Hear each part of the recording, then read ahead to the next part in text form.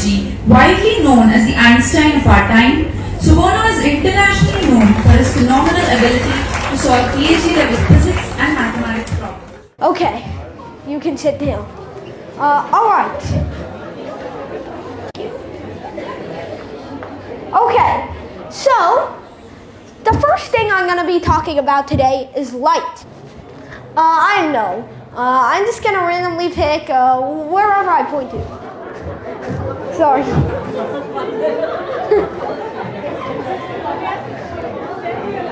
Guess I'm going to come over there so I can hear you guys. Okay. What did you say? 1 upon sine c. 1 upon sine c. Okay. 1 over sine c? I have no clue what you mean by that, but you're not right. Okay, does anyone have an actual definition of what the critical angle is? And tell me it in words, not equations. Oh, you? It is such that the reflected rays grazes on the reflected surface. Well, I can get what you're trying to say, and it's basically correct. So the critical angle, which I'm going to represent by theta c, when the angle of incidence, theta I, is greater than theta c, then theta I is going to be equal to theta r. Someone raise their hand? Oh, I'm just going to come over, because I can't hear you from all the way back.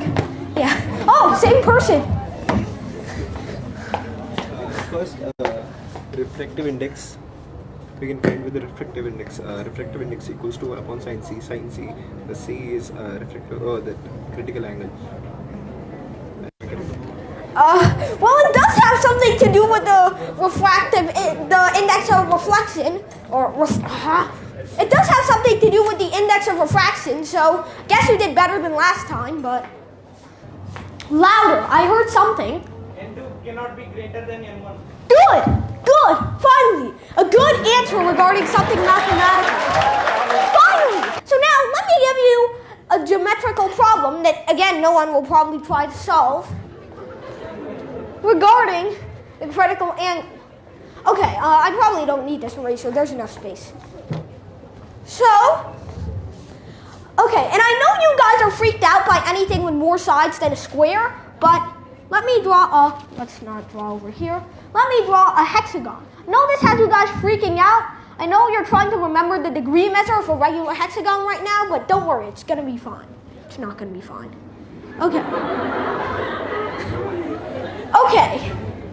So, let's say we have a hexagon half full of water and half full of air. And since you guys, and for you guys, the water is on the bottom because gravity works.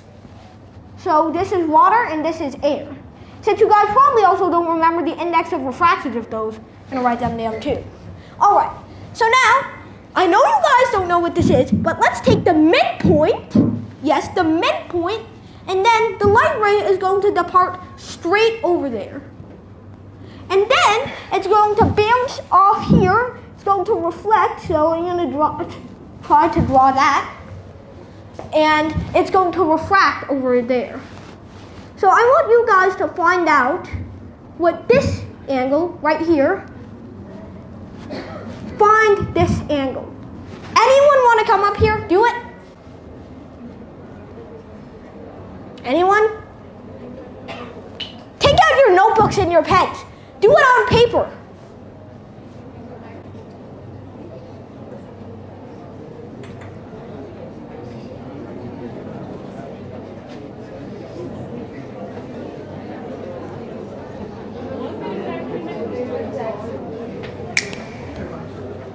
Come on, guys. Okay, good. I see someone with a notebook and pen. At least they know what they're doing. Don't shake your head. I need nods. Someone.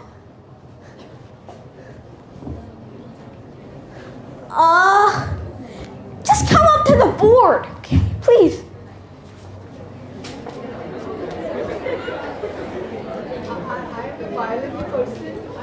I'm a biology person. person basically. I don't understand hardcore physics, but I can only do probably air is the thinner medium, water is the denser medium. That much I understand. Okay.